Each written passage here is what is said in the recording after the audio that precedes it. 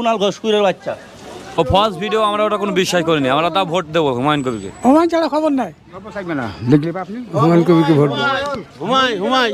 আপনারা দেখছেন reporter press. বর্তমানে আমরা নওদা বিধানসভায় আছি এবং আপনারা অবগত আছে গতকালকে তৃণমূল কংগ্রেসের পক্ষ থেকে একটা ভিডিও ভাইরাল করা হয়েছে এবং সেই ভিডিওর পরিপ্রেক্ষিতে আমরা নওদা বিধানসভায় এসেছি।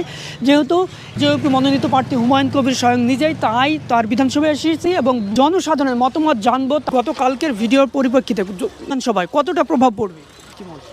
এ মিথ্যাই সাইনের মতো তো মানুষ ভোট দিলে ও তো টিকি পাচ্ছে না। তো না মিথ্যা? মিথ্যা মিথ্যা। আপনাদের এই বিধানসভা থেকে কাকে আপনাদের প্রতিনিধি হিসেবে বিধানসভায় পাঠাতে চাইছেন? আমাদের মতিন মাস্টার। আরে না না ওটা পড়বে না, না না ওটা কোন আমরা তো দেখতে পাচ্ছি ওটা মানবে না, কেউ মানছে না তো। আমরা তো সবসময় তো শুনছি খবরে, সবসময় তা বসে আছি আমরা জানতে পারছি ওটা তো মানে ওকে ফাঁসানোর জন্য এটা করেছে। নওদা থেকে কাকে চাইছেন? হুমায়ুন কবির। হুমায়ুন কবির।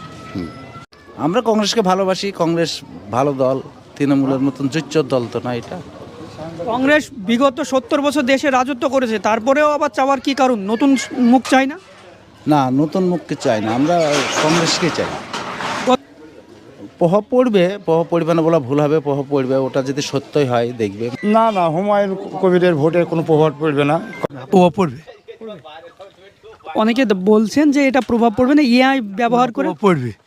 যেহেতু একটা কথা যদি এটা বাস্তব হয় তা সে কথা কানে প্রত্যেকে কানে কানে চলে যাবে, সেটা সঠিক না যাবে না, মিথ্যে কথা কেউ বলতে পারবে না, সঠিক বলেই বলছে, বুঝলেন?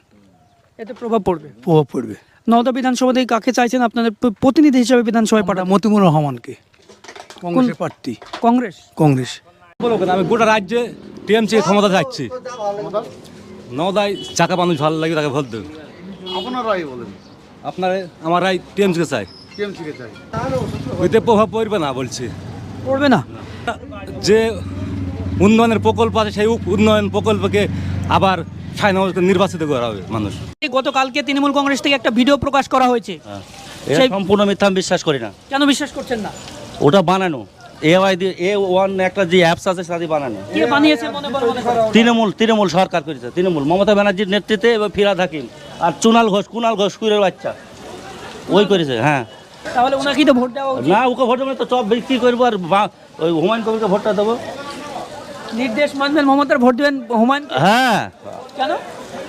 ও যা বলেছে তার বিপরীত করতে হবে, যে ও তো বিপরীত করে। বললে এসআইআর করতে দেবো না, এসআইআর করলো, বললাম এসআইআর হলে আমার বুকের ওপর দিয়ে মরে দেবো।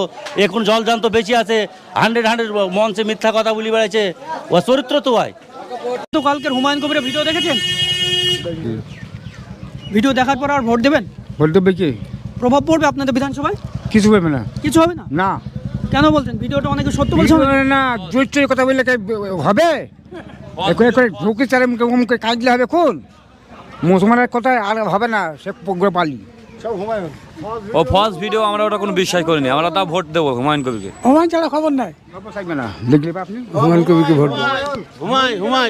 কালকের ভিডিও দেখার পরে হুমায়ুন আমরা বিশ্বাস করি না। নাম করে করুক, তারপর হুমায়ুনকে ভোট দেবো।